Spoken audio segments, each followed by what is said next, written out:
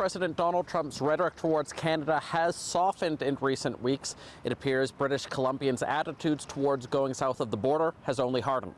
That's according to data we now have showing southbound border crossings over the last month compared to March of 2024. And you can see it is a big drop, whereas Americans, U.S. license plates going southbound from Canada, are basically the same from 2024. Overall, during the course of the year, you can see the trend line dropping from basically being average in January to down a fair bit in February, then a lot in March, 42% in total. Of course, all of this could get better or worse in terms of sentiment tomorrow when the U.S. government is expected to announce tariffs not just to Canada, but across the world, which could be more or less than people anticipate right now. The BC government says all counter responses are on the table. We are working as a Team Canada approach. We've been working closely with the federal government for the last month on reciprocal tariffs, providing them feedback on what should work, what we perhaps don't want to be doing. The goal is to ensure that we are having an impact on the U.S., but minimizing as much of the impact on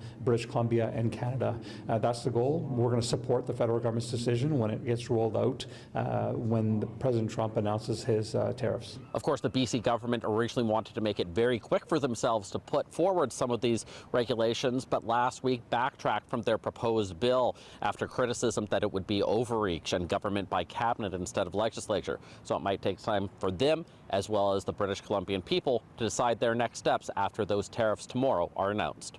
Justin McElroy, CBC News, Victoria.